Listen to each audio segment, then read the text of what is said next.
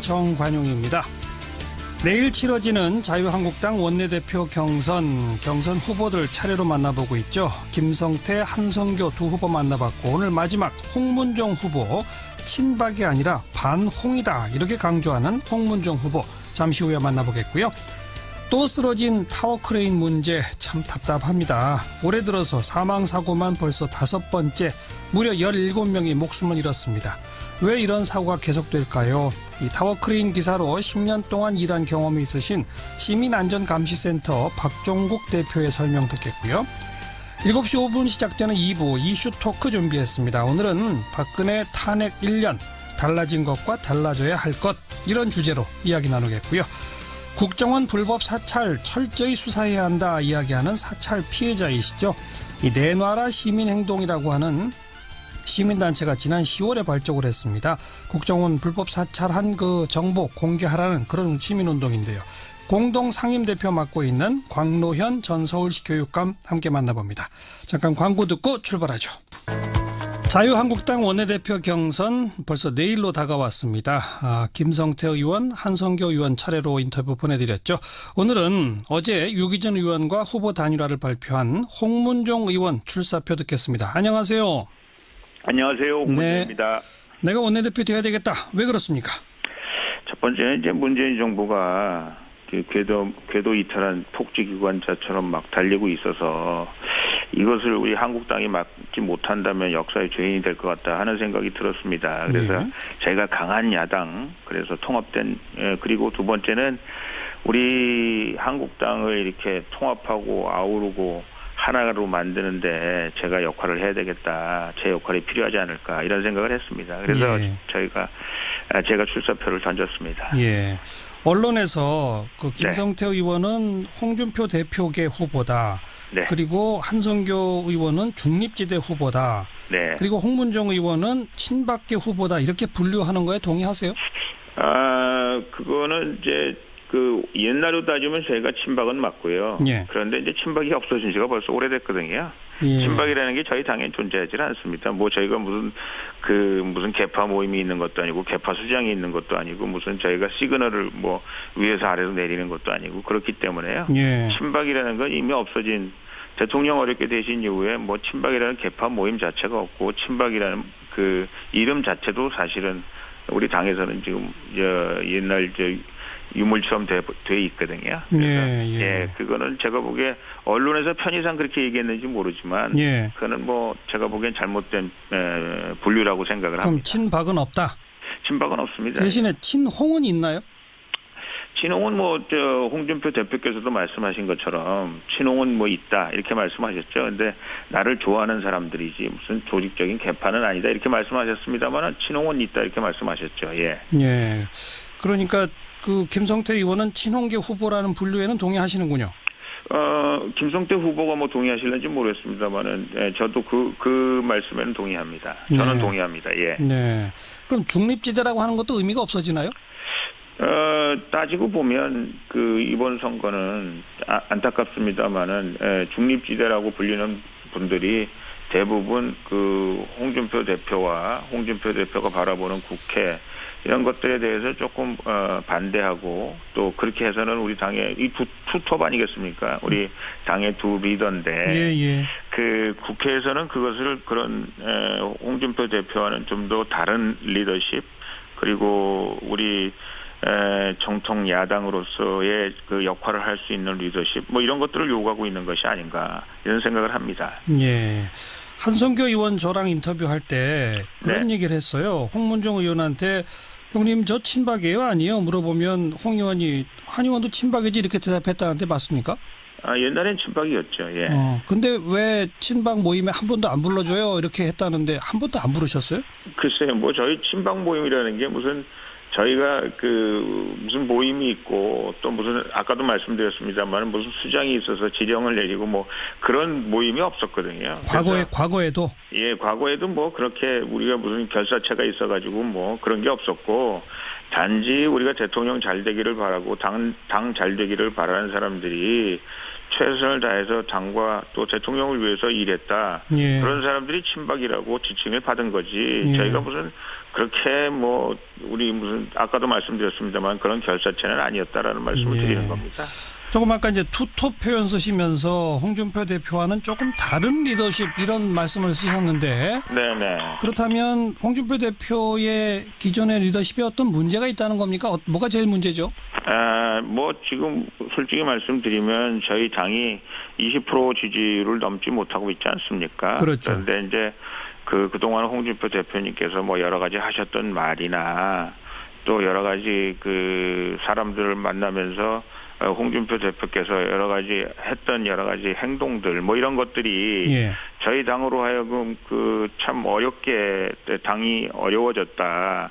그런 일 때문에 우리 당이 그 외연이 이렇게 더 커져야 되는데 그러지 못하고 있다라는 그 안타까움이 있거든요. 말고 행동이 어땠는데요? 외연 확대에 걸림돌이 되는 핵심 이유가 뭡니까? 그래도 뭐 저희 당 대표인데 제가 뭐 공개적으로 뭐 뭐라고 얘기할 수는 없습니다만은 예를 들면 뭐 하여간 그동안 하셨던 여러 가지 말씀들이 뭐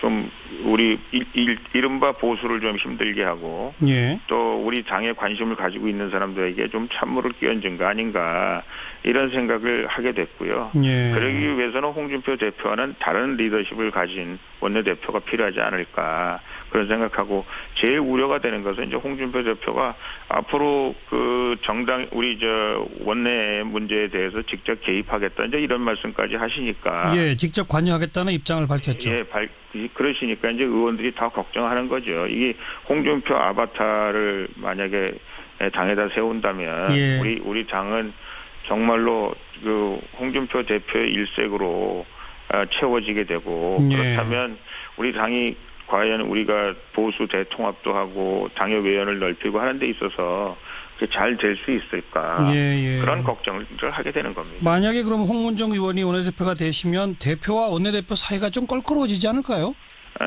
저는 그렇게 생각합니다. 저는 뭐 계속 유세 기간에도 그런 얘기를 했습니다만은 홍 씨들을 이렇게 따로 띄워놓고 보니까 뭐 별론 것 같은데 같이 붙여놓으니까 정말 환상의 하모니를 이루었다. 홍 대표와 시너지를 만들었다. 뭐 그런 말씀을 듣고 싶어요. 예. 저는 물론 홍 대표의 틀린 것은 틀렸다, 아닌 것은 아니다. 확실하게 제가 보기에는 제어를 하겠습니다만 홍 대표도 당대표로서 성공할 수 있게끔 또 보수 대통합과 당의 재건에 앞장설 수 있게끔 같이 힘을 합쳐야 된다. 저는 그렇게 생각을 합니다. 예. 바른정당과의 관계는 어떻게 생각하세요? 저는 뭐 바른정당 어떤 형태로든지 간에 저희가 보수 대통합하는 길에 있어서 바른정당도 또 태극기 이른바 조원진 우리 전 의원을 비롯한 현 의원입니다만 전 우리 당원을 비롯한 뭐 이런 분들도 다 힘을 합칠 수 있는 그런 계기가 마련됐으면 좋겠다고 생각하고 있습니다. 예. 한성교 의원은 심지어 안철수 의원까지도 대문 활짝 열어놓고 받겠다라고 하던데 그건 어떻게 생각하세요? 국민의당 대표 안철수 의원은 뭐 제가 보기에는 어렵다고 봅니다. 그러나 안철수 의원이 지금 당에서 당하고 있는 여러 가지 현상들이 있지 않습니까? 예. 그래서 안철수 의원이 결국은 국민의당 전체를 아우르는 안철수로서는 저희가 노력을 많이 해도 저희하고 같이 하기는 어렵다 그런 생각이 들고요. 그러나 이제 안철수 의원이 보수적인 의견들을 많이 가지고 있습니다. 우리 선거할 때도 보면. 그래서 이제 거리를 두고 또 나름대로 독자적으로 뭘 하게 한다면 안철수 의원에게도 제가 보기에는 자리를 오퍼를 할 수 있다. 저는 그렇게 생각합니다. 그러니까 국민의당이 혹시 뭐 나누어지거나 이렇게 되면 열어둘 수 있다 이 말씀이군요. 네, 뭐 국민의당이 저희랑 합칠 수 있다면 저희가 뭘 반대하겠습니까? 그러나 그거는 뭐 현실적으로는 불가능한 일이라고 생각하기 때문에요. 예. 알겠습니다. 하긴 지금 안철수 대표지 의원은 아니군요. 의원직을 사퇴했기 때문에. 예, 그렇습니다. 내일 일단 뭐 1차 투표 과반 자신하십니까? 아이고 이 선거가 참 어려운 선거고요. 저희가 약간 최선을 다해 보고 있습니다만 뭐 저희가 오리무중입니다. 내일 지켜보겠습니다. 고맙습니다. 네, 감사합니다. 자유한국당 홍문종 의원이었습니다.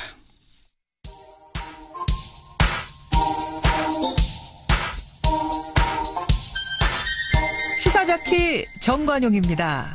여러분은 지금 CBS 라디오와 함께하고 계십니다. 저는 출근길 김현정의 뉴스쇼 김현정입니다. 지난 주말 경기도 용인시에서 타워 크레인이 또 쓰러져서 3명이 숨지고 4명이 다쳤습니다. 계속되는 타워 크레인 사고 때문에 정부가 대책 내놓은 지 한 달도 안 된 시점인데요. 자, 왜 이런 사고 계속 나는 건지 타워 크레인 노동자로 10년 이상 일한 경력이 있는 분입니다. 시민안전감시센터의 박종국 대표 연결합니다. 박 대표님 안녕하세요. 네, 안녕하세요. 예, 지난 주말 사고 원인은 밝혀졌나요? 아니, 지금 검경 합동으로 조사를 하고 있는 것으로 알고 있습니다. 네. 근데 그동안의 사고 원인 중에서 제일 첫 번째가 워낙 노후된 장비 이런 얘기가 있었는데 이번에 용인에서 쓰러진 건 그렇게 노후된 건 아니라면서요? 네네네. 그 장비에 대해서 단순하게 노후된 장비가 더 문제다 아니다 하는 것은 좀 이 타워크레인 구조상 예. 그게 정확한 말은 아니죠. 왜냐하면 신형 장비라 해도 예. 중간에 노후된 볼트가 하나 끼어져 있으면 그거 하나 때문에 사고가 나기도 하니까 또 이제 오래된 장비도 좀 체계적으로 유지 관리를 잘하는 업체들도 있죠. 예. 영세한 업체들이 워낙 많다 보니까 예. 장비를 임시로 빌려와서 거기다 이제 현장에 꽂기도 하고 그런 업체들은 전혀 유지 관리가 안 되죠. 예. 그럼 문제라고 할 수 있습니다. 박종국 대표 보시기에 지금 올해만 무려 6건의 사고로 17명이나 목숨을 잃었는데 네. 타워크레인 사고가 이렇게 빈발하는 이유 핵심 원인이 뭐라고 보세요?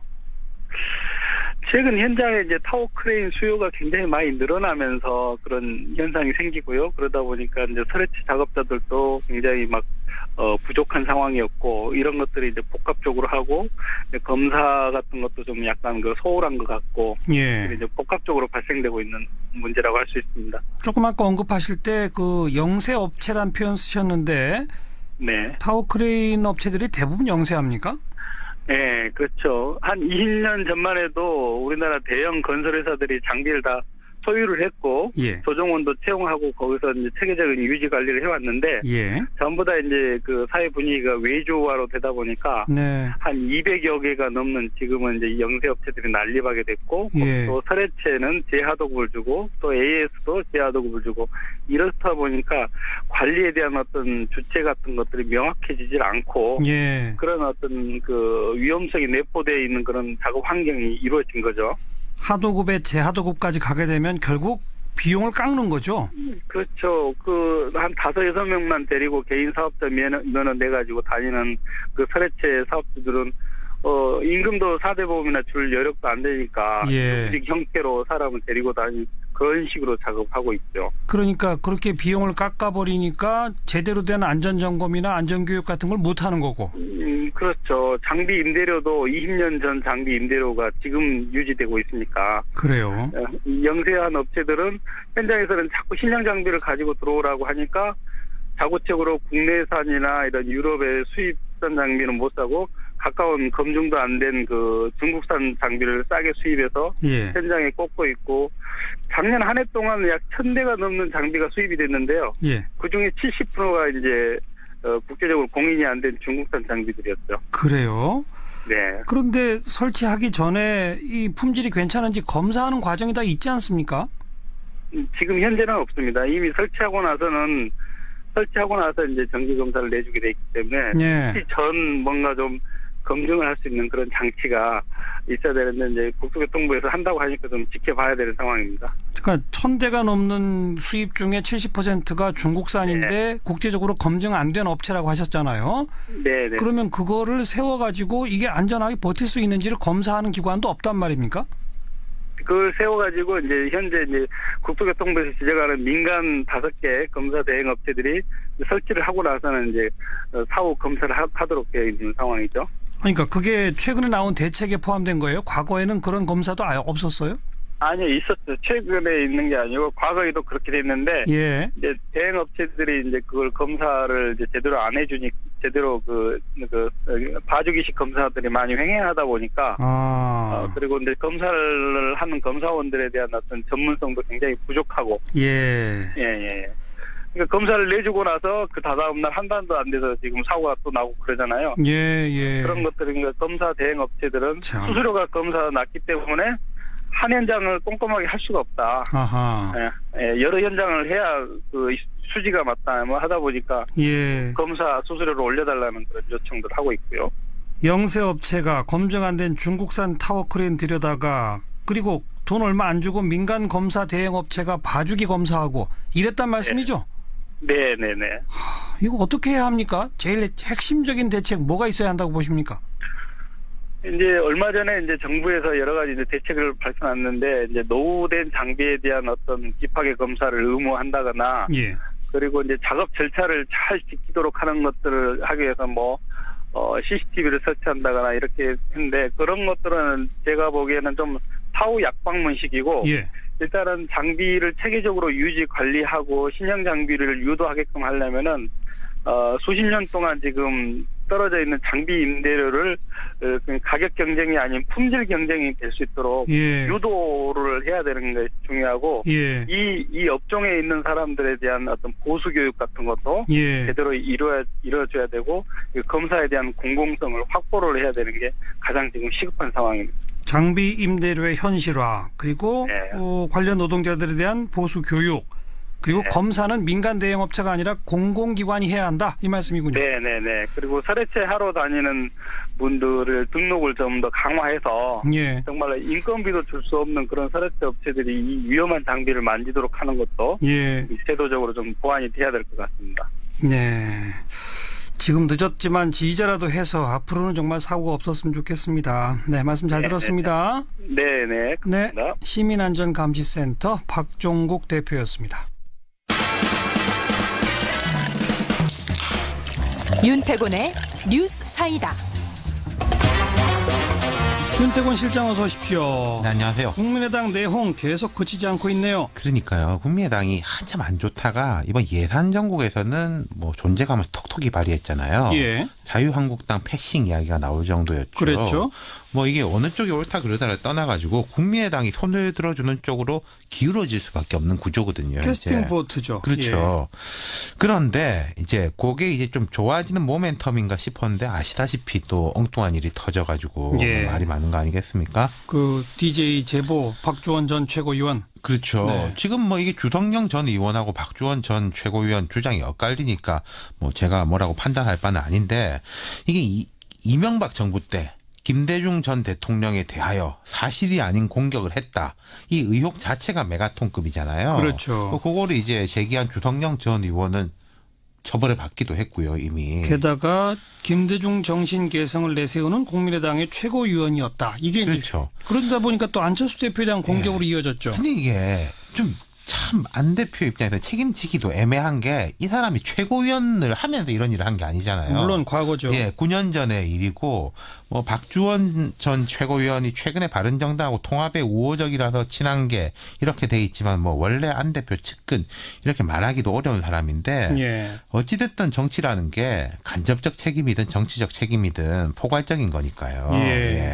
게다가 박지원 의원이 계란 맞는 일도 터졌잖아요. 그러니까요. 지금 보면요. 국민의당 의원들이 여전히 이제 뭐 언쟁이 심한데 제가 볼 때는 그나마 약간 잦아든 면이 있었어요.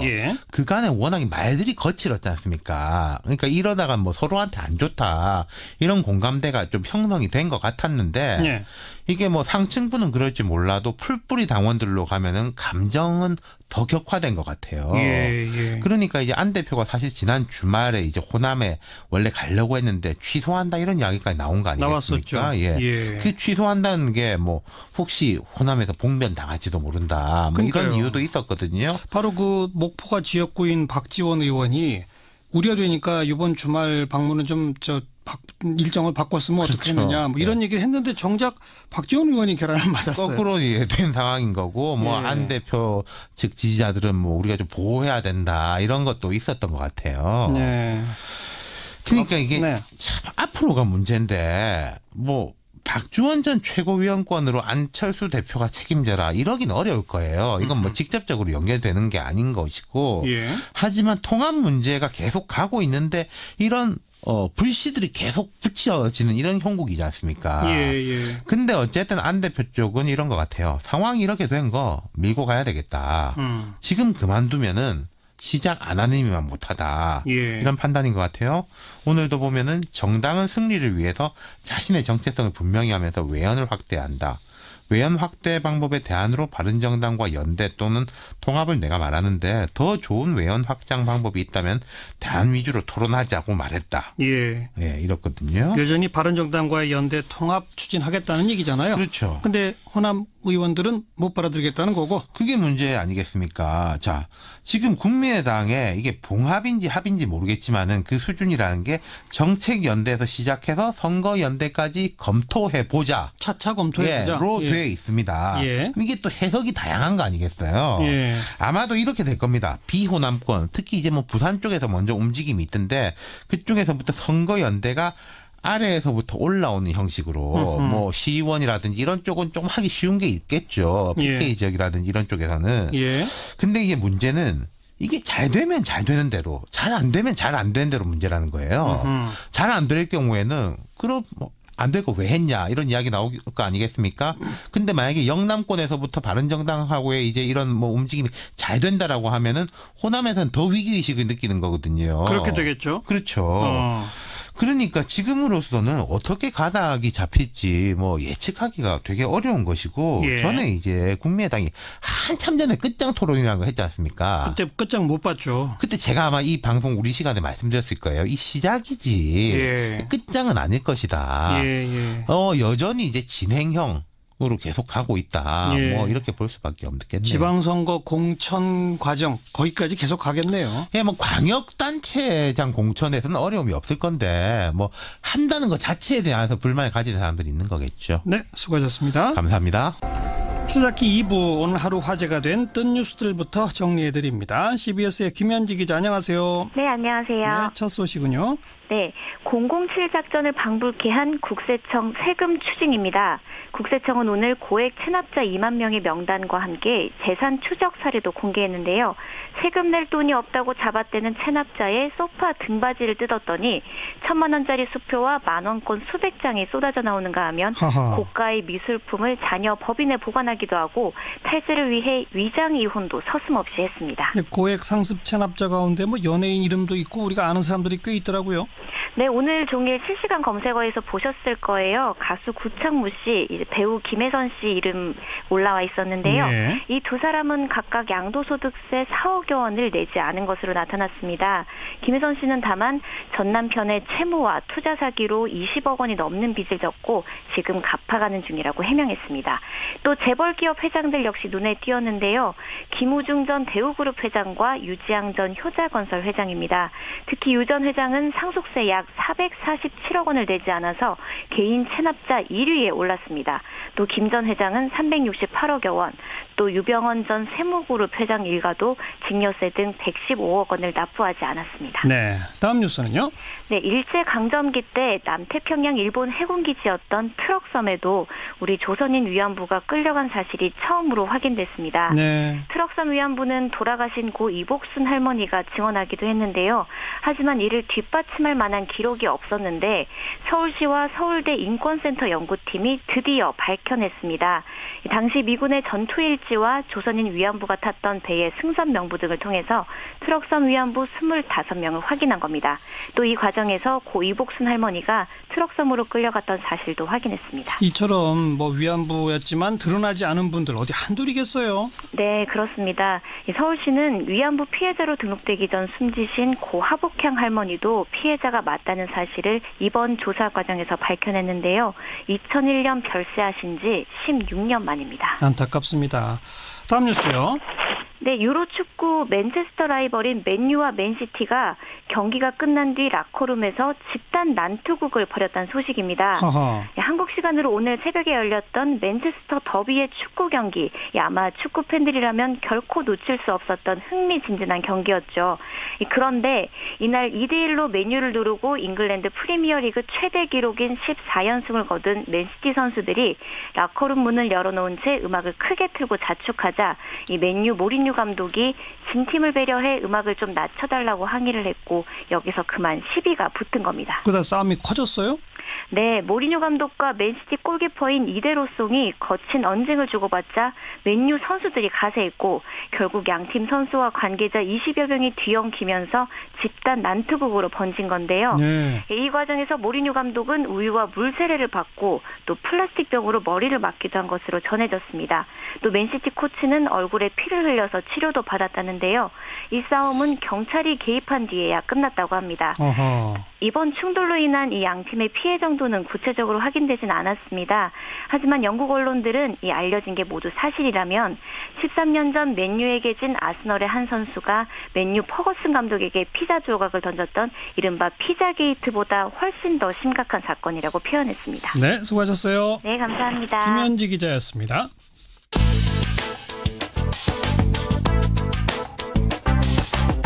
궁금한 뉴스, 만나고 싶은 사람. 시사자키 정관용입니다. 2부를 듣고 계십니다. 원숙한 진보 최민희 전 의원 또 젊은 보수 장해찬 시사평론가 두 분과 함께하는 이슈 토크 시간입니다. 오늘은 박근혜 전 대통령 탄핵 1주년을 맞아서 탄핵 1년 달라진 것과 달라져야 할 것 이런 주제로 이야기를 좀 나누고자 합니다. 최민희 전 의원 또 장해찬 씨 어서 오십시오. 안녕하세요. 어서 오십시오. 벌써 1년인가요? 이제 1년인가요? 느낌이. 저는 벌써 1년입니다. 아주 빠르게 지나갔다? 네. 장해찬 씨는? 저도 1년이 이렇게 금방 지나갔나 돌아보고 좀 놀랐습니다. 그죠? 네. 정말 세월 빨라요. 그러니까. 소감부터 한 말씀. 우선 이게 많은 게 바뀐 것 같은데 저는 개인적으로. 네. 근데 보면 일상생활이 안 바뀐 것 같아요. 네, 그러니까 국민들께서 이제 탄핵 촛불을 드시고 그리고 조기 대선으로 정권을 교체했잖아요. 그런데 그 많은 게 바뀐 것 같은데 정작 내 삶은 얼마나 바뀌었냐. 이제 그렇게 돌아보는 지점이신 것 같아서 네. 예, 이제 문재인 대통령과 민주당이 그런 내 삶을 바꾸는 정권 교체.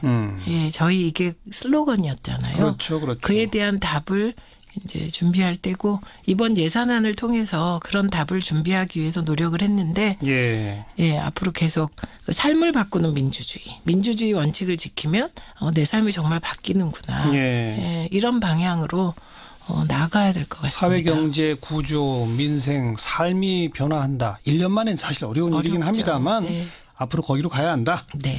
장해찬 씨는 소감? 저는 1년 전 이제 국회에서 탄핵안이 가결되었을 때 당시 제가 국회 현장에 있었습니다. 네. 그때 공교롭게도 뭐 민주당 당직자분들 그리고 지금 청와대 행정관으로 가 계시는 그런 민주당 분들과 함께 이 표결을 지켜봤었는데요. 발표가 난 순간 정말 의원회관이 떠나갈 정도로 환호성이 네. 의원회관을 힘들었던 기억이 납니다. 저도 무척 기뻐했었는데 네. 왜냐하면 이게 압도적으로 탄핵안이 가결됐었어야만 이 박근혜와 그리고 친박이라는 구체제의 보수 정치가 물러나고 새로운 보수의 희망이 싹 틀 수 있다고 봤었기 때문에 이 많은 보수적인 어떤 지지자분들도 탄핵에 대해서 환영했던 기억이 있습니다. 보수가 양분됐죠, 사실. 그렇죠. 그렇게 해서. 네. 근데 여전히 이제 1년이 지났는데 지난 1년이 보수의 암흑기였다면 제가 보수 논객의 입장에서 봤을 때 이렇게 바닥을 쳐야만 다시금 보수가 또 살아나서 새가 좌우의 날개로 난다고 했는데 오른쪽 날개를 지지할 수 있는 기반이 되는 건데 여전히 반성을 못하고 있고 바닥을 치지 못한 것 같아서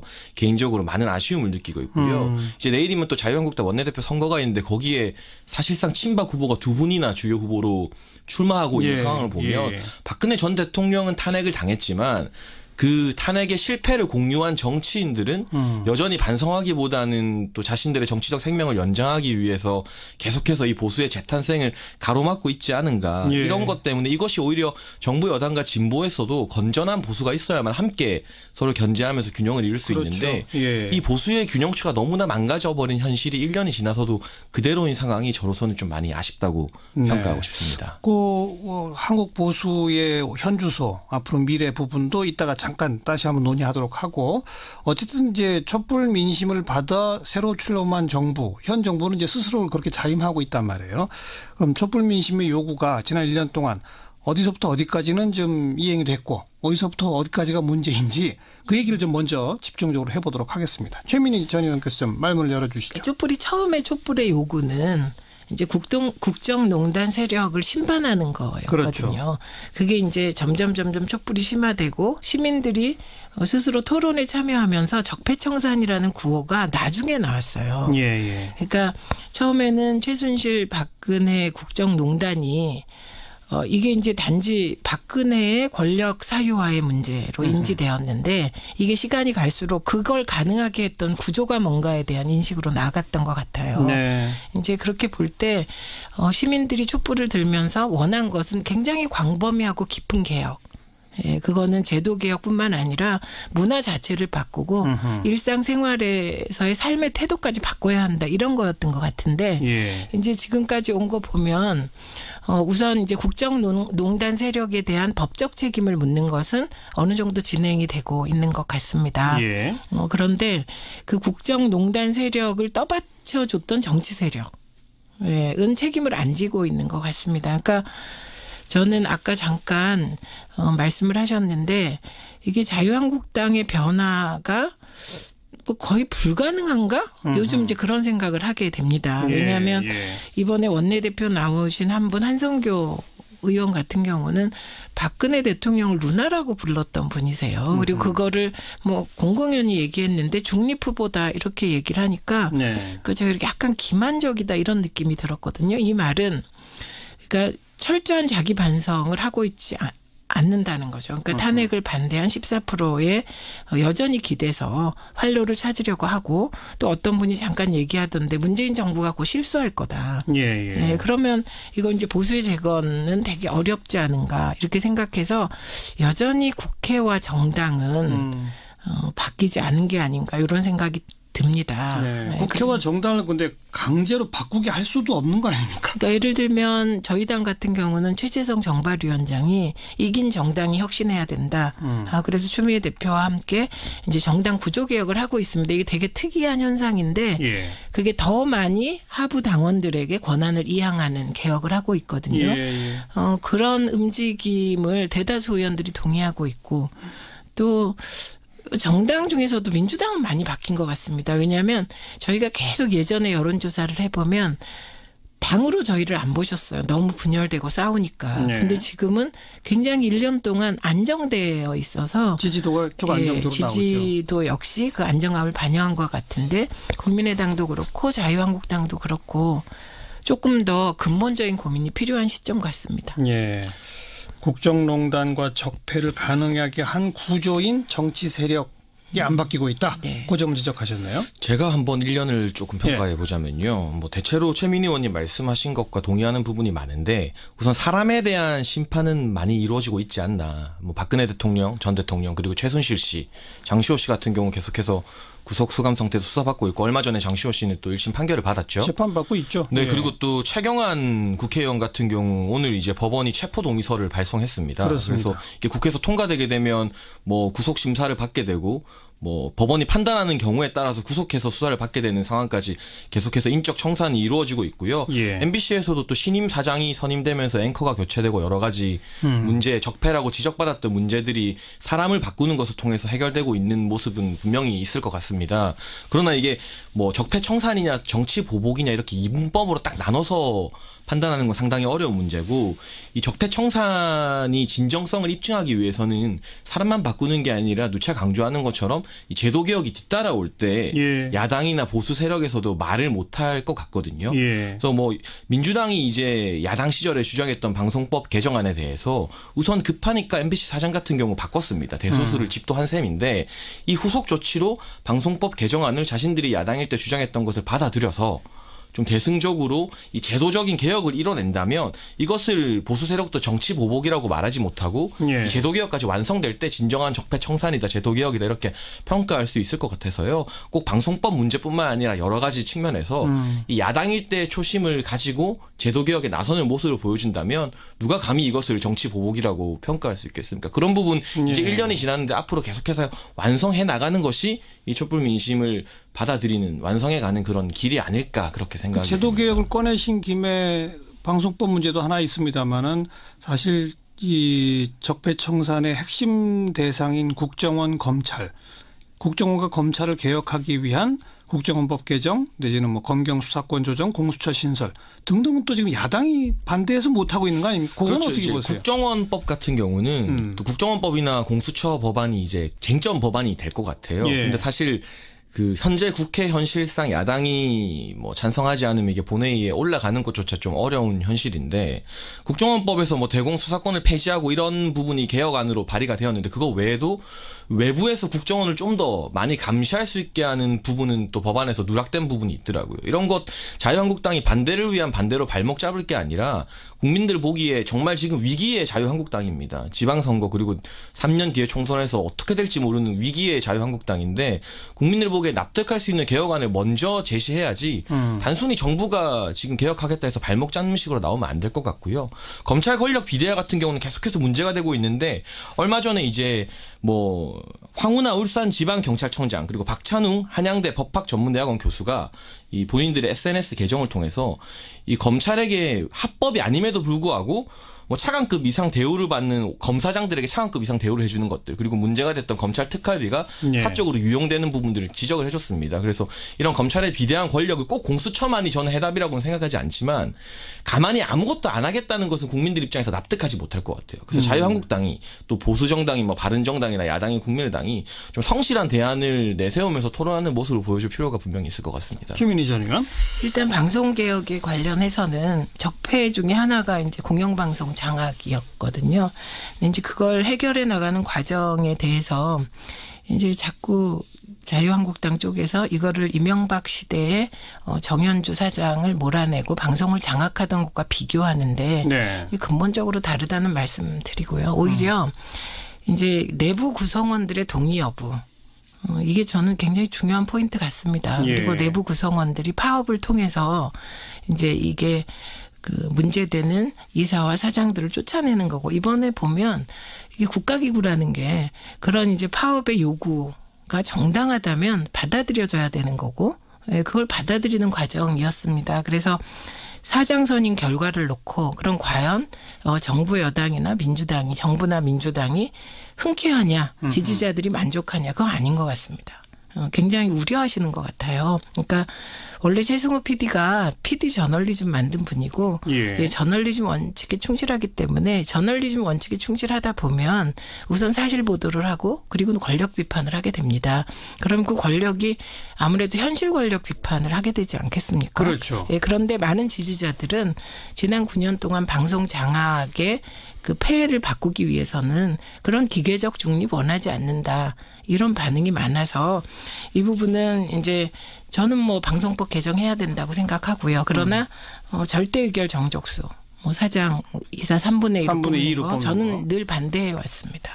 저는 제가 여러 가지 고민을 해보았으나 그게 답은 아니다. 그래요. 네, 그렇게 생각하기 때문에 그러니까 민주당의 경우도 방송법 바꾸자는 거 반대하는 게 아니고요. 그 논의 과정이 너무나 지난할 거라고 생각하니까 뭐 방송법 개정 이후에 KBS 사장이 그만두겠다. 이런 게 좀 어불성설이라고 보는 거다. 그래서 방송법은 논의될 거다. 이렇게 말씀을 드리고요. 그다음에 이게 이제 검찰 권력을 어떻게 하면 분산하냐. 근데 이거는 박근혜 대통령도 후보 시절에 이게 상설특검 그리고 특별감찰관 제도 뭐 이런 거 공약했고 특별감찰관 제도를 시행했거든요. 시행했죠. 그리고 그게 그렇게 불완전했지만 결국은 특별감찰관 제도를 운영하는 과정에서 국정농단의 실상이 드러나기 시작하거든요. 그랬죠. 그래서 그게 무엇이든 저는 특별감찰관에서 한 발이라도 더 나가는 논의로 제도를 만들었으면 좋겠다. 그래서 저 혼자 어떤 주장까지 하냐면요. 지금 공수처법의 핵심이 홍준표 대표 말하자면 뭐 충견을 풀어놓고 이제 맹견을 풀겠다는 거 아니냐. 그래서 야당 탄압이 될 거다. 이러는 거거든요. 그러면 공수처법에서 대상에서 국회의원을 제외하자는 겁니다. 저는. 그래서 오히려 현실 권력, 대통령과 대통령 주변의 친인척, 뭐 그런 그 지금 집권한 세력을 주로 공수처가 담당하도록 하고 특히 가장 중요한 건 검사들이 범법 행위를 했을 때 검찰이 수사를 하는 과정을 보면서 국민들이 진짜 분통이 터진 거 아닙니까? 그래서 검사와 판사 등에 대해서 공수처가 이제 담당하게 하고 국회의원을 빼면 합의가 쉽지 않을까? 이런 생각. 네, 그렇게 해보고. 근데 국정원은 진짜 복잡한 문제 같습니다. 왜냐하면 네. 민주당 내에서도 그 국정원에서 대공수사권을 완전히 폐지하는 부분. 그럼 이게 경찰이 대체할 수 있겠냐. 의견이 분분하다고 하더라고요. 근데 이 의견이 분분하다는 건 그만큼 이제 개혁이 어렵다는 뜻이거든요. 근데 오늘 정혜구 국정원 개혁위원장이 국정원장 임기를 아예 박아버리자. 임기제로 해보자. 그래서 3년 정도 해보자. 예. 이런 안을 냈더라고요.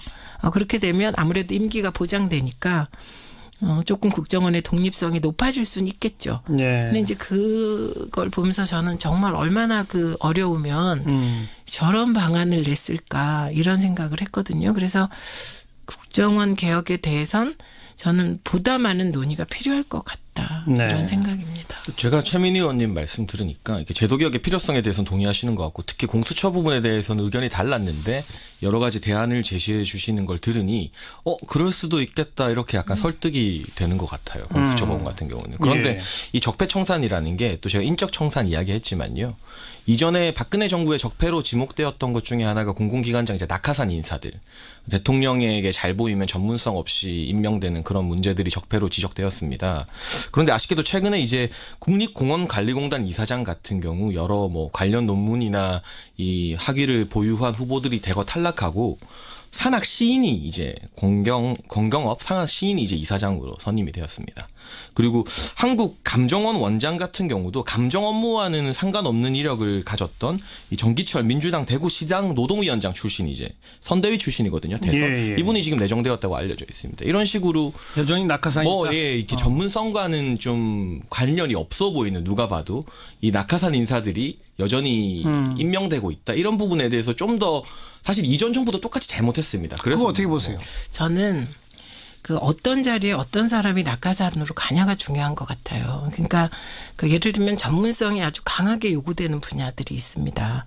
그런 분야에 이제 뭐 전혀 뭐 친박 핵심들이 가고 막 그랬거든요. 그러니까 이제 저도 문제 제기를 할 때 그런 거를 문제 삼았습니다. 주로. 그리고 뭐 잘못된 것이죠. 이거는 뭐 전문성이 전혀 없는데 뭐 해당 분야에 가는 게. 예. 그런데 우리도 과거에 그 뭐 예를 들면 이제 그 경북 도당위원장 뭐 이런 그 도당위원장을 먹고 살아야 되니까 어떤 데 보냅니다. 감사로도 보내 그런 거 알았지만 그 정도는 문제 제기를 안 한 게 있어요. 그래서 뭐 이 모든 게 잘못된 거죠. 그런데 저는 되게 원칙적인 입장을 갖고 살았는데 어떤 선배가 그러면 다 굶어 죽니? 이런 얘기를 한번 한 적이 있어요. 그래서 그러면 어떻게 해야 되는 거냐 이게. 예, 이런 생각을 잠깐 했습니다. 그러나 문제제기 타당하세요. 네. 예. 인적 청산 작업은 사법 처리를 통해 재판을 통해 진행이 되고 있다. 그런데 이제 제도 개혁을 어떻게 할 것이냐 이 문제로 가니까 방송 문제도 그렇고 공수처도 그렇고 국정원도 그렇고 내용적으로 더 토론해야 할 것들이 많다. 근데 지금 제대로 토론이 안 되고 있죠. 그게 이제 문제다. 지금 두 분도 약간씩의 시각 차이가 곧 세 대목에서 나타나는 것 같고 거기다 이제 장혜찬 씨가 하나 더 제기한 게 사실 낙하산 같은 거 이런 것도 과감히 근절해야 되는 거 아니냐. 진짜 변화라면 거기에 대해서 최민희 전 의원도 그 방향으로 가긴 가야 되는데 아직 좀 제대로 못 가고 있는 것 같다. 이런 말씀하셨고요. 마지막 한두 마디씩 그 우리의 사회 경제 구조가 바뀌는 식의 개혁으로 가려면 뭐가 가장 중요할지 최민희 전 의원부터 한 말씀 해보시죠. 이번에 우리가 안 가본 길을 예산으로 가게 됐습니다. 그렇죠. 소득주도 성장. 예. 그리고 기본적으로 소득주도 성장이라는 것은 혁신의 개념을 내포한 것이죠. 그래서 저는 복지 예산이 이렇게 많이 배정됐을 때, 책정됐을 때 가장 중요한 건 돈이 새지 않는 거. 거기서 도덕적 해이가 벌어지지 않는 거라고 생각합니다. 그래서 이게 이제 좀 제대로 돼서 내년에는 우리가 최저임금 보전분 이번에 자영업자 등 지원에 3조 원 정도가 책정되었을 때 여러 가지 논란이 있었는데 그 3조 원이 마중물이 돼서 뭔가 좀 지역 경제를 활성화시키고 자영업자들이 진짜 최저임금이 나쁜 줄 알았는데 진짜 손님이 많아졌네 이렇게 느낄 수 있기를 지금 기대하고요. 그리고 대통령께서 권력 사유화 부분으로 답답했던 국민들의 마음은 풀어주고 계신 것 같습니다. 그리고 국민들이 점수를 많이 주고 있는 것 같고요. 이제 남은 과제는 그런 거죠. 소득주도 성장. 이거 제대로 이거를 이론이 아니라 현실에서 구현해내는 거. 그다음에 안보 문제에 대해서 이렇게 조금 더 이제 진척해 보는 거죠. 안보까지는 오늘 가지 맙시다. 예, 소득주도 성장의 정착 내지는 뭐 성공 이걸 말씀하셨고 장혜찬 씨. 저는 이게 삶이 바꾸기 위해서는 결국 우리가 이 관료주의 박근혜 전 정부에서 창조 경제를 말했지만 위에서 일방적으로 찍어내리는 목표였고 그에 따라 뭐 전국에 창조경제센터가 들어서고 이런 관료주의적으로 계속해서 경제를 개발하고 산업을 활성화시키려고 했습니다. 이게 결국 맥락을 따라가다 보면 박정희식 경제개발 개념에서 벗어나지 못한 것인데요. 예. 이거는 뭐 지금 정부의 책임을 묻고 이런 차원이 아니라 삶이 바꾸기 위해서 최근에 서울시 같은 경우 카풀앱 스마트 스타트업의 카풀앱을 규제했고 뭐 중고차 판매를 이제 핸드폰으로 하는 법안 같은 경우를 규제했던 신뢰들이 있습니다. 지금 외국 같은 데서는 구글이 이런 카풀 자동차 공유 경제 서비스에 1조 원 이상의 돈을 투자하면서 대대적인 혁신 경쟁을 벌이고 있는데 네. 우리 같은 경우는 아직도 관료주의 또 규제 위주로 이런 스타트업들 창의적인 혁신 산업을 일단 규제부터 하고 보는 문화가 뭐 이전 정권, 이번 정권 가리지 않고 관료 편의주의가 만연해 있는 것 같습니다. 그래서 예산을 많이 확대하는 큰 정부의 방향성은 이번 정부의 방향이라 하더라도 이 공무원들이 너무 지나치게 관여해서 혁신을 막는 이런 관료주의는 우리가 좀 뿌리쳐야만 새로운 시대 4차 산업혁명 시대에서 이 삶이 바뀌는 대한민국의 경제 성장 새로운 혁신 동력이 생기지 않을까 그런 생각을 하고 있습니다. 규제 완화도 동시 진행해달라 그런 말씀. 그렇죠. 네. 탄핵 1년 맞아서 이루어진 것과 앞으로 이루어야 할 것들 이런 주제로 잠깐 한 20분여 토론했는데 앞으로 이루어야 할 것들 대목에 가니까 온통 토론거리네요. 하나하나가 다 토론거리고 답이 딱 정해져 있는 상태는 아닌 것 같습니다. 이제부터 본격적으로 그런 토론이 좀 정치권에서도 활발하게 이루어지기를 좀 기대해 보도록 하죠. 오늘 여기까지 합시다. 최민희 전 의원 그리고 시사평론가 장혜찬 씨 수고하셨습니다. 감사합니다. 고맙습니다.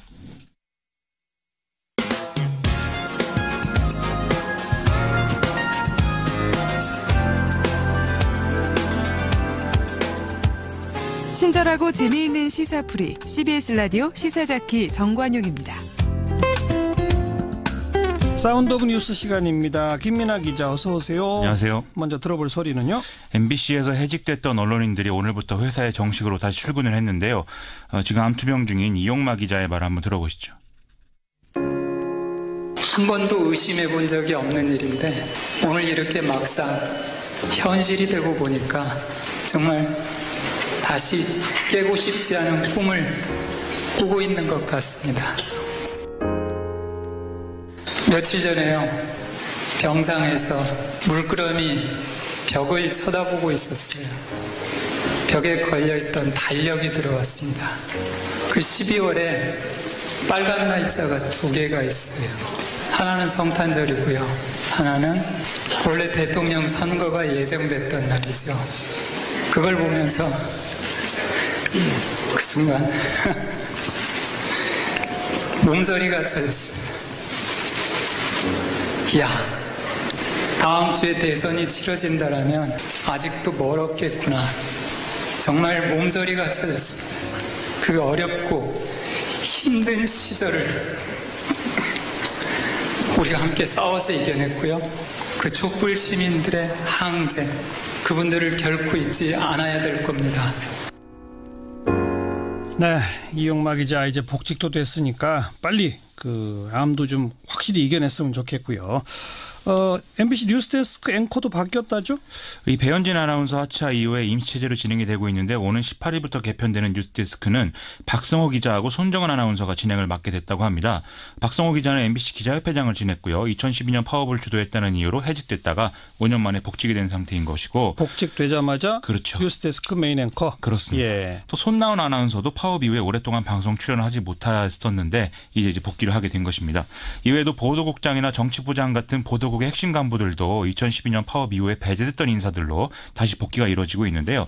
최장수 아나운서 국장을 지냈고 동료들을 배제하는 데 앞장섰다. 이런 얘기를 들었던 이 신동호 국장의 교체도 지금 예정되는 그런 상황입니다. 네, 자유한국당은 방송 장악이라고 여전히 비판이죠? 오늘 장제원 자유한국당 수석대변인이 시인 이육사의 시 절정까지 인용을 하면서 인사 발표가 난 지난 금요일을 피해 금요일이다 이렇게 지칭을 했습니다. 최승호 사장 취임 하루 만에 보도국을 모조리 숙청을 했고 보도 개입을 하고 있다.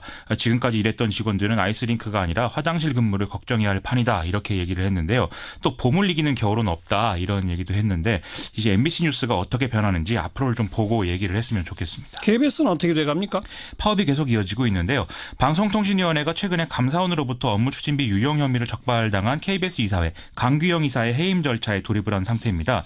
절차에 시작했네요. 그렇습니다. KBS 이사회는 현재 여야가 5대6으로 강규영 이사가 빠지고 여당 성향 이사가 충원되면 고대영 사장 해임이 가능한 구조가 된다 이렇게 보도가 되고 있는데요. 지금 감사원에 따르면 강규영 이사가 사적 법인카드 사용 내역이 1,380만 원을 넘는 상황이거든요. 여기엔 동호회 회식, 식사 배달, 뮤지컬 음반 구매, 해외여행에서의 식사 등의 내역이 포함되어 있다고 하는데요. 방통위가 특정 이사의 해임을 결의해서 청와대로 보내면 대통령이 이를 수용하는 절차를 거치게 되기 때문에 자유한국당의 어떤 정치적 반발 이런 것은 이어질 것 같습니다. YTN도 아직 내부 논란이 좀 있는 모양이죠? 이 노조와 사측이 해직된 노정면 기자를 보도국장으로 임명하는 선에서 좀 타협을 이루지 않겠느냐 이렇게들 얘기를 많이 했었는데요. 예. 지난 9년 중에 3년 이상 보직을 맡은 간부들에 대한 보직을 보류하라는 노조의 요구를 사측이 거부하면서 지금 다시 또 싸움이 시작되는 분위기입니다. 언론노조 YTN 지부는 특히 최남수 사장 내정자가 보수 정권 당시에 정치적으로 편향된 칼럼을 썼다 이런 문제에 대해서도 강하게 문제 제기를 하고 있는 상태입니다. 아직도 논란이 시작 좀 티끌티끌하군요. YTN이. 그렇습니다. 다음 뉴스는요. 문재인 대통령의 중국 국빈 방문이 이틀 앞으로 다가왔는데요. 한중 간에 좀 파열음이 나고 있어서 우려되는 상황입니다. 오늘 청와대는 14일에 개최 예정인 한중 정상회담에서 별도의 공동 성명을 채택하지 않을 예정이라고 밝혔는데요. 청와대는 정상회담 직후에 공동 성명을 발표하는 게 필수적인 그런 사항은 아니고 대신에 공동 언론 발표문을 하기로 했기 때문에 문제가 없다 이렇게 이제 설명을 하고 있습니다. 다만 이 상황이 한중 간의 이견 때문에 생겼다라는 점은 또 인정을 하고 있는 상황입니다. 견해 차이, 사드 문제죠 결국. 언론이 이제 그렇게 보고 있습니다. 우리 정부는 정상회담에서 시진핑 주석이 사드 관련 언급을 하지 않거나 최소화하기를 좀 원했는데 중국이 사실상 이를 받아들이지 않고 있다라고들 지금 보고 있는데요. 특히 중국 왕이 외교부장 등이 최근에 여러 자리에서 언행을 했던 것들을 돌아보면 시진핑 중국 국가주석이 이 이른바 삼불 입장을 재차 거론을 하면서 문재인 대통령의 직접적인 약속을 요구할 그런 가능성이 커진 상황이다. 이렇게들 보고 있는 것 같습니다. 그렇게 되면 북한 문제 푸는데 같은 목소리 내기가 더 쉽지 않겠네요. 이 중국이 삼불 입장 이행을 이제 계속 이제 믿지 못하겠다고 얘기하는 게 중국의 부상과 북핵 문제를 다루는 과정 이 속에서 삼불 입장이 좀 무력화될 가능성이 크다 이렇게 보기 때문이라는 거죠. 예. 특히 북한이 핵무기 능력을 고도화하면 할수록 이 삼불 입장의 실질적 내용인 사드의 추가 배치 검토, 미국 주도의 MD 참여, 한미일 군사 동맹화 가속 이런 것들이 강될 수밖에 없는 그런 국면이 될 수 있다는 겁니다. 우리는 지금 대북 자체 제재를 추가 발표했는데 중국은 전쟁은 결사반대한다 이런 입장을 내고 있는 이런 것도 지금 같은 맥락으로 볼 수가 있겠는데요. 예. 문제는 이렇게 한국과 중국이 대북 문제 개입에 대한 이 태도의 어떤 합의를 이루지 못하면 미국에서는 강경론을 선택할 가능성이 커진다는 것입니다. 강경론이라면 선제 타격론 이런 거죠? 지금 미국 언론에 요 며칠 사이에 북한과 전쟁을 하면 피해가 너무 크니까 선제 타격은 안 된다 이런 취지의 글이나 기사가 많아지고 있는 상황이거든요. 그렇다는 건 백악관이 극단적 선택을 할 가능성이 높아지고 있다라고들 이 미국 언론들이 느낀다는 얘기겠죠. 그렇게 느끼기 때문에 이런 글을 많이 쓴다. 그렇죠. 이 도널드 트럼프 미국 대통령이 지금 선제 타격을 가장 적극적으로 주장하는 공화당의 린지 그레이엄 상원의원하고 주말에 둘이 골프를 쳤는데 여기에 지금 시선이 집중되는 것도 같은 이유인데요. 네. 또 하나 불안한 점은 이 모든 전문가들이 바람직하지 않다고 이 평가를 했던 예루살렘 대사관의 이전을 트럼프 대통령이 강행하겠다 이런 예가 있다는 거죠. 그렇기 때문에 이 북핵 문제도 전문가들이 바람직하지 않다고 평가하는 방향으로 할 수도 있다 이렇게들 이제 우려를 하고 있는 상황인데 예. 그렇기 때문에 이번에 문재인 대통령의 중국 국빈 방문의 중요성이 더 커지고 있다는 얘기입니다. 네, 미국이 걱정이네요. 그러게 말입니다. 다음 뉴스요. 가상화폐 비트코인 가격이 널뛰기를 하면서 논란이 확대되고 있습니다. 12월 들어서 70% 이상 상승을 했고 사상 최고치를 기록 중인데 이 비트코인 가격이 주말 동안은 또 급격히 떨어졌거든요. 사흘 만에 가격이 25%가 떨어졌고 4,400달러가 하락을 했습니다. 유독 시장 과열 현상이 심했던 우리나라의 경우에는 하락폭이 훨씬 컸는데요. 지난 8일에 2,500만 원에 거래되던 비트코인 가격 어제 한때 1,400만 원 초반대까지 내려가는 상황이었습니다. 또 어제는 비트코인에서 분리되는 가상통화인 비트코인 플래티넘이 사실상 사실상 사기다 뭐 이런 얘기까지 나와서 또 혼란이 있었는데요. 예. 오늘부터 미 시카고 옵션 거래소에서 비트코인 내년 1월물 거래가 시작이 됐는데 가격이 또 20% 넘게 치솟으면서 두 차례에 걸쳐 거래가 일시 중단되는 상황도 있었습니다. 이처럼 가격 변동이 심한데 가상화폐가 과연 통화의 역할을 할 수 있는 거예요? 현재 비트코인을 상품으로 볼 거냐 지급수단으로 볼 거냐가 향후 규제 내용을 좌우하게 될 수 있는데요. 비트코인이 통화의 역할을 하려면 지금보다 더 일반적인 형태로 좀 광범위하게 지급수단으로 쓰여야 되는데 예. 그러면 가격이 더 가파르게 지금 오르게 되어 있는 상황이죠.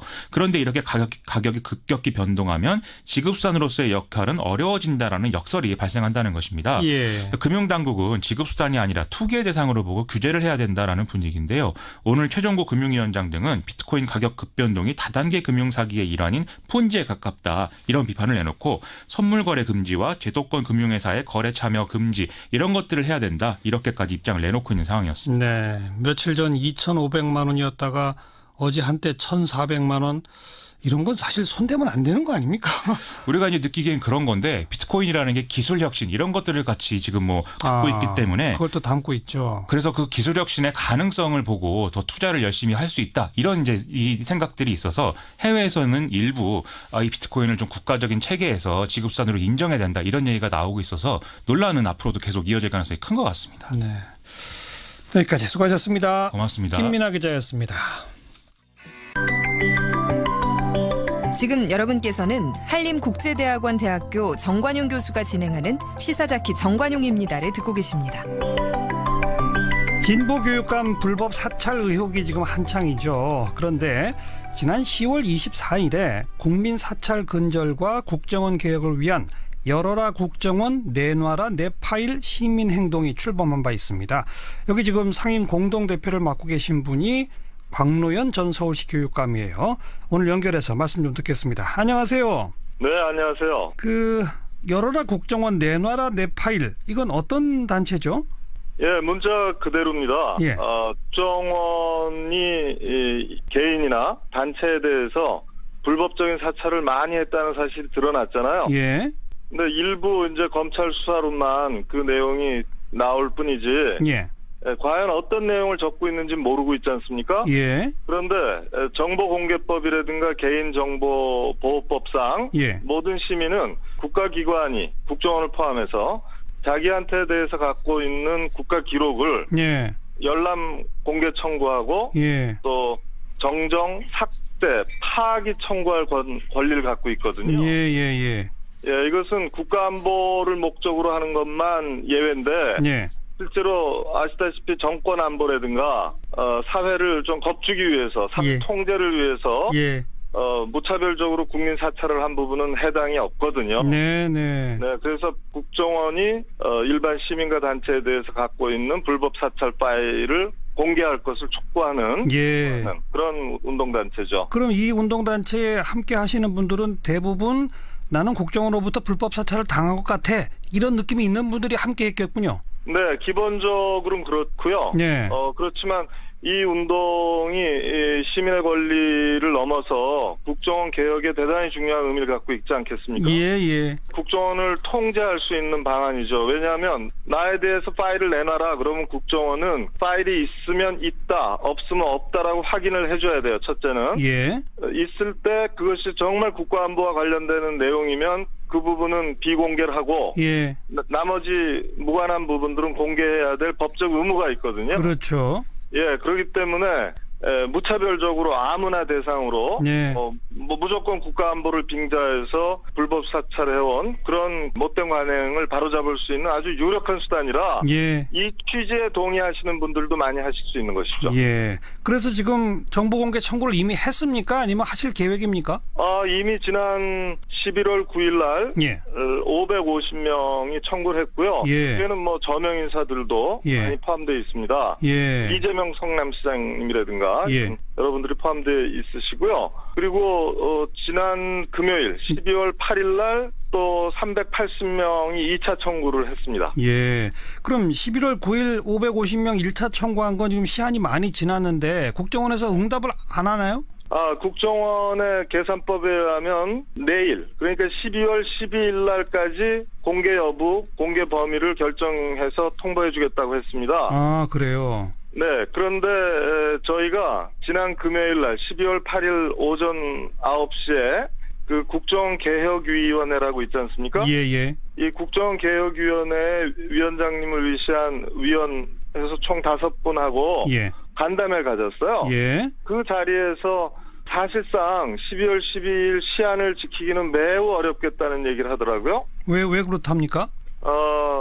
말씀인즉슨 기밀 정보와 그렇지 않은 정보, 그러니까 국가안보와 조금이라도 연관이 있는 정보와 그렇지 않은 정보들이 혼재해 있는데 어떤 기준으로 이것을 나눠야 될 것이며 어떤 원칙으로 접근해야 될지 아직 규정을 못 만들었다는 거예요. 이것을 단순히 그냥 그때그때 할 수는 없고 대통령령이나 국정원장 훈령이나 내부 지침 이런 규정을 만들어야 되는데 그걸 못 만들었다. 그래서 지금 정보공개법이 만들어진 지가 몇십 년이 지났고 그런데 국가정보원이라는 중요한 국가기관에서 이런 지침 하나 안 만들어낸 거에 대해서 대단히 유감이죠. 그래서 저희는 그런 법은 없다. 이미 법적 시한이 내일로 다가왔고 그러니까 최소한도 상징적인 몇 분에 대해서만이라도 공개하라. 그렇죠. 공개하라는 거죠. 그러니까 국정원 개혁위원회에서 뭔가 그런 기준이나 그걸 만들겠다라고 하는 얘기를 보면 국정원도 공개할 의지는 갖고 있는 것 같은데요. 그러니까 공개해야 된다는 사실을 부정 못하고 있습니다. 내일 일단 어떤 답을 내놓을지 함께 좀 지켜보도록 하고 우리 광노현 그 전 교육감께서 여기 그 공동 상임대표를 맡고 계신 거는 본인도 불법 사찰을 수없이 당했다 이런 기억 때문이신 거죠? 저는 사실 비밀정보기관에 대한 인권적 통제, 법치적 통제 문제를 한 25년 정도 씨름해 온 사람이에요. 꼭 개인이 불법 사찰을 당해서라기보다는 법치주의와 민주주의 아주 가장 중요한 문제라고 생각했기 때문에 일을 하고 있는 겁니다. 하지만 본인도 사찰 당하시지 않았나요? 물론이죠. 100%죠. 저는 교육감 시절 내내 도청음에 시달렸습니다. 어떤 전화를 받든 어떤 전화를 하든 바로 뚜뚜뚜 따르르 이런 소리가 그래요? 뭐 한 번도 빠짐없이 났고요. 하도 답답해서 제 지인한테 전화를 하나 개설해서 달라고 그랬어요. 이틀 지나니까 이틀 동안은 안 나더라고요. 이틀 동안은 안 걸리더니 3일째 되는 날에부터 다시 뚜뚜뚜 따르르 소리가 들리기 시작하대요. 그래서 다른 사람 전화를 더 이상 쓸 이유가 없다. 그러니까 뭐 공개적인 일을 공무를 보는데 숨길 게 없다 그래갖고 전혀 그다음부터는 신경도 안 썼습니다. 그렇지만 끝날 때까지 도청음이 저를 따라다녔습니다. 지난 주말에 조희연 교육감, 오늘은 김승환 전북도 교육감 지금 사찰 피해자로 검찰에 출석하고 있습니다. 이 상황 어떻게 보고 계세요? 누리과정 예산을 교육감들에게 전가시켰거든요. 당시 박근혜 교육부가. 그러자 여기에 대해서 보수 교육감까지를 포함해서 모든 교육감들이 이건 잘못된 거라고 얘기를 했어요. 그랬는데 이제 김성환 교육감께서 제일 앞장서서 오랫동안 실제로 투쟁하셨거든요. 그래서 김성환 교육감님을 포함해서 현직 교육감들에게 사찰했을 거라는 것은 뭐 우병우 검찰 수사로도 드러난 바가 있다고 들었고요. 사실 국정원의 불법 사찰이 가장 집중됐던 시기는 저는 진보교육감이 2010년 7월 1일부터 6명이 서울과 경기를 포함해서 6분의 진보교육감이 업무를 개시했잖아요. 그렇죠. 이래서 진보교육감 시대가 열리는데 이때는 MB 정권의 딱 정중앙에 해당하는 겁니다. 4개월 지난. 그래서 이때 이것이 대단히 정치적인 충격파였잖아요. 그리고 바로 제가 이제 무상급식 전투라고 표현을 하는데 그러니까 당시 국정원으로 보면은 오세훈 시장과 여권을 지켜내야 되지 않습니까? 그렇기 때문에 이 사안과 관련해서 가장 집중적인 불법 사찰과 아주 집요한 심리전이 기획돼서 집행됐을 거라고 저는 생각을 하고 이 부분에 대해서 벌써 2달 전쯤에 국정원 개혁위원회에다가 정식 조사 요청서를 냈습니다. 그 조사 요청에 대해서는 아직 응답은 없고요. 오늘 국정원 개혁위원회 정식 회의가 열렸는데 거기서 논의해서 결정을 낼 거라고 그랬습니다. 그래요. 그런데 그 국정원 개혁위원회는 바로 일주일 있으면 활동이 마무리되지 않습니까? 글쎄 말입니다. 18일 날 그만두는데 아직 이릅니다. 아직 멀었다라고 할 수도 있고요. 네. 아직 일러요. 지금 당장 말씀드렸잖아요. 지금 국정원의 사상 초유의 사태로 일반 시민들이 사찰을 당했을 것으로 우려하는 개인과 영향력 있는 개인과 이 단체들이 지금 550명 넘게 정보공개 청구를 했잖아요. 그렇죠. 그러면 잘 생각해 보십시오. 지금 불법 사찰 파일이 산같이 쌓였다는 건 다들 알고 있고 인정하는 바 아닙니까? 예. 심지어 양승태 전 대법원장도 대법원장 시절에 불법 사찰 파일이 폭로됐잖아요. 예. 그러니까 어마막지한 파일이 쌓였는데, 예. 자, 지금 문재인 정부가 들어서서 불법 사찰 중단했습니다. 예. 그리고 그런 불법 사찰을 해왔던 7국8국이라는 데를 폐쇄했어요. 예. 그런데 자, 그러면 앞으로 안 하는 거는 법적으로 확보를 한다 하더라도, 네. 지금까지 해온 국가안보와 아무 상관없이 정권안보나 사회통제 차원에서 버릇으로, 못된 버릇으로 해온 그 직권남용 행위로, 불법 범죄 행위로 해온 결 산물들이 지금 쌓여 있잖아요. 그건 밝혀내야 된다? 아니죠. 이것을 어떻게 처리해야 되는 그러니까요. 그러니까 이것을 삭제, 파기하는 원칙, 요건, 본인들에게만 공개 열람시키고, 정정 삭제, 파기할 수 있는 이런 부분에 대해서 개혁위원회가 뚜렷한 원칙을 정해서 권고해야 되잖아요. 국정원 개혁위원회 할 일이 아직도 많이 남았다 이 말씀이시고, 그죠? 아까 열어라 국정원 내놔라 내 파일 시민행동 앞으로도 계속 추가로 정보공개 청구를 더 하실 거죠? 그렇습니다. 누구든지 거기 참여하실 수 있는 거죠? 물론입니다. 알겠습니다. 오늘 여기까지 말씀드릴게요. 고맙습니다. 네, 고맙습니다. 네, 내놔라 시민행동의 공동 상임대표 맡고 계시죠? 광노현